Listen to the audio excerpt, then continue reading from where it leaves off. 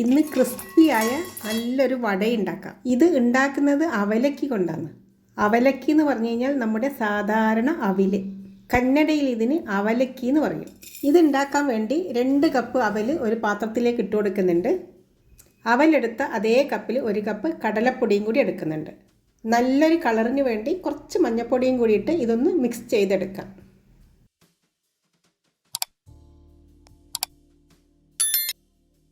ഇതിലേക്കിനി പാകത്തിനുള്ള ഉപ്പും കൂടി ഇട്ട് ഒന്നുകൂടി നന്നായി മിക്സ് ചെയ്തെടുക്കണം. നിങ്ങൾ ഇതുപോലെ ഉണ്ടാക്കാറുണ്ടോ? ഉണ്ടെങ്കിൽ പറയണേ. നിങ്ങളും ഇങ്ങനെ തന്നെയാണോ ഉണ്ടാക്കുന്നതും കൂടി പറയണം. കടലപ്പൊടി എടുത്ത അതേ കപ്പിൽ 3/4 കപ്പ് വെള്ളവും കൂടി ഒഴിച്ച് ഇത് നന്നായി കുഴച്ചെടുക്കാം. കടലപ്പൊടിയും അവലും കൂടി നന്നായി മിക്സായി വരണം. അവലിനൊരു നനവ് വരണം, അത്രയേ ഉള്ളൂ.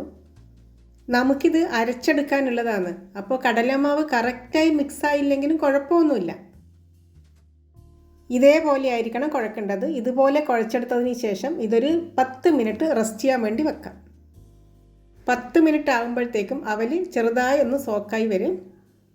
10 മിനിറ്റ് കഴിയുമ്പോഴത്തേക്കും ഇത് ഇതുപോലെ നല്ല കട്ടിയായിട്ടുണ്ടാകും. കുഴപ്പമില്ല. നമുക്കിത് അരച്ചെടുക്കാനുള്ളതാണ്. ഇത് കുറച്ച് കട്ടിയായിട്ട് തന്നെ ഉണ്ടാവും, സാരമില്ല. ഇത് പുഴുങ്ങിയ 2 ഉരുളക്കിഴങ്ങാണ്. അധികം വലിപ്പമൊന്നുമില്ല, ചെറുതായത് കൊണ്ടാണ് 2 എടുത്തത്. ഇനി ഇത് മിക്സി ജാറിലേക്കിട്ട് അരച്ചെടുക്കാം. അരച്ചെടുക്കുന്ന സമയത്ത് കുറച്ച് വെള്ളവും കൂടി ഒഴിച്ച് ഈ പരുവത്തിൽ വേണം അരച്ചെടുക്കാൻ വേണ്ടി. ഇതുപോലെ അരച്ചെടുത്തതിന് ശേഷം ഇതിലേക്ക് 2 ടേബിൾ സ്പൂൺ വെള്ളവും കൂടി ഒഴിച്ച് നന്നായി ഇത് മിക്സ് ചെയ്തെടുക്കണം. അവല് നൈസായി അരയേണ്ട ആവശ്യമൊന്നുമില്ല. അവലിൻ്റെ ചെറിയ തരികൾ ഇതിൻ്റെ കൂട്ടത്തിൽ ഉണ്ടാവും. ഇതിൽ സോഡാപ്പൊടിയൊന്നും ചേർക്കാത്തത് കൊണ്ട് തന്നെ ഇത് നന്നായി മിക്സ് ചെയ്തെടുക്കണം. മിക്സ് ചെയ്തതിന് ശേഷം ചെറിയൊരു സവാള കട്ട് ചെയ്തതും എരിവിന് ആവശ്യത്തിനുള്ള പച്ചമുളകും ചെറുതായി കട്ട് ചെയ്ത ചെറിയൊരു കഷ്ണം ഇഞ്ചി, കട്ട് ചെയ്ത കുറച്ച് കറിവേപ്പിലയും 2 ടേബിൾ സ്പൂൺ വെളുത്ത എള്ളും 1 ടീസ്പൂൺ ജീരകവും കൂടിയിട്ട് ഇത് കൈ കൊണ്ട് നന്നായി മിക്സ് ചെയ്തെടുക്കണം.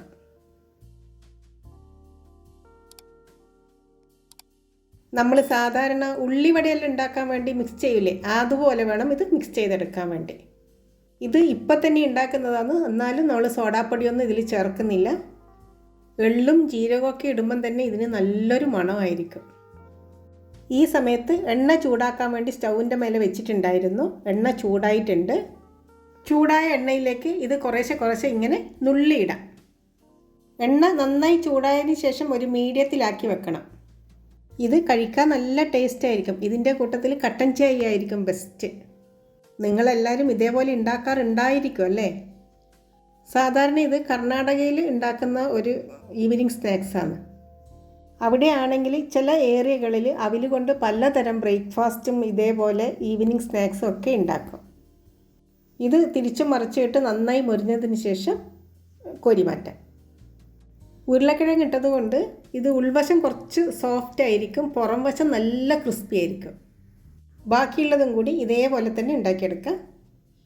പെട്ടെന്ന് കഴിക്കാൻ ഒരു സ്നാക്സ് വേണമെന്ന് തോന്നുവാണെങ്കിൽ ഇതേപോലെ ഉണ്ടാക്കി നോക്ക്. എളുപ്പത്തിൽ ഉണ്ടാക്കാനും പറ്റും, അതേപോലെ തന്നെ നല്ല ടേസ്റ്റും കൂടിയാണ്. അവിലാണെങ്കിൽ എല്ലാവരും വീട്ടിലും ഉണ്ടാവുകയും ചെയ്യും, എന്നാൽ കുട്ടികളാണെങ്കിൽ അവിൽ കഴിക്കുകയില്ല. അപ്പോൾ ഇതേപോലെ ഉണ്ടാക്കി കൊടുത്തു നോക്ക്, കുട്ടികളത് ഇഷ്ടത്തോടെ കഴിക്കും. എള്ളും കൂടി ഇട്ടതുകൊണ്ട് ഇതിനൊരു പ്രത്യേക ടേസ്റ്റ് ആയിരിക്കും കേട്ടോ. ഇത് കഴിക്കാൻ പ്രത്യേകിച്ച് ചട്നീൻ്റെ ഒന്നും ആവശ്യമില്ല. എന്നാലും മയോണൈസോ ടൊമാറ്റോ സോസോ ഉണ്ടെങ്കിൽ കൂടെ കഴിക്കാൻ നല്ല ടേസ്റ്റ് ആയിരിക്കും. അപ്പോൾ ഇത്രയേ ഉള്ളൂ, ക്രിസ്പിയായ അവലക്കി വട റെഡിയായി. Okay friends, bye bye. Thank you for watching.